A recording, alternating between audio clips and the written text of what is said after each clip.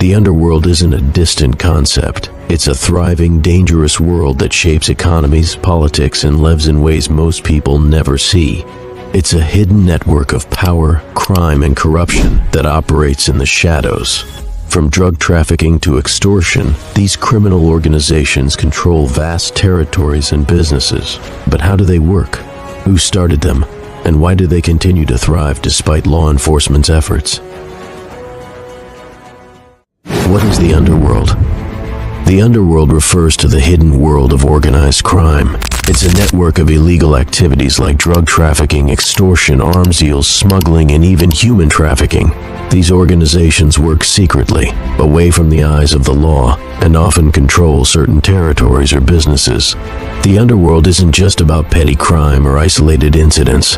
It refers to large-scale, well-structured criminal organizations that often have vast networks of influence.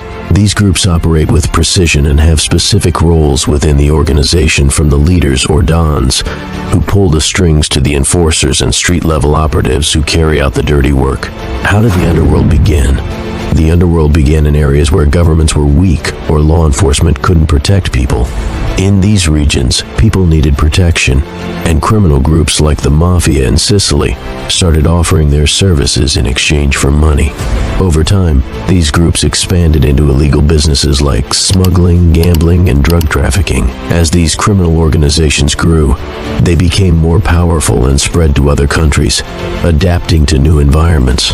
This led to the rise of other groups like the Yakuza in Japan and the Russian Mafia, each thriving under similar circumstances of economic hardship and political instability. The underworld evolved into a complex system of organized crime, operating both locally and internationally. How do these criminal groups operate? Criminal organizations work in secret and are very careful to keep their operations hidden from law enforcement and the public. One of the key features of these groups is their strict hierarchy. At the top of the organization is a leader, often known as the Don or boss. Below the Don are other important members such as lieutenants, soldiers, and associates, each with their own specific roles and responsibilities. This clear structure ensures that everyone knows their place and keeps the organization running smoothly. These criminal groups control their operations through fear and violence. They use intimidation and threats to keep people in line, both inside and outside the organization. Rival groups are often threatened or violently attacked to maintain control over territories and businesses. This fear-based approach is part of how they maintain their power and influence. In addition to violence, these groups are skilled at manipulation.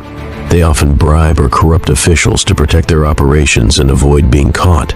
By using their connections in politics, law enforcement, and business, they are able to cover up their illegal activities and stay out of trouble with the law. Most of the money these criminal organizations make comes from illegal activities such as drug trafficking, extortion, and smuggling. However, many of these groups also run legitimate businesses as a way to hide their illegal profits.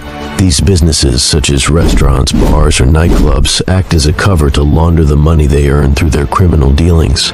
By funneling illegal money through these businesses, they make it look like they're making money legally, which helps them avoid detection from law enforcement and continue their illegal operations in the shadows. Criminal organizations may operate in the shadows, but their influence can spread far beyond the underground world they inhabit. These groups have a powerful impact on society, especially in local communities where they operate. One of the most noticeable effects is the fear they create. People live in constant worry about violence, intimidation, and the potential for harm.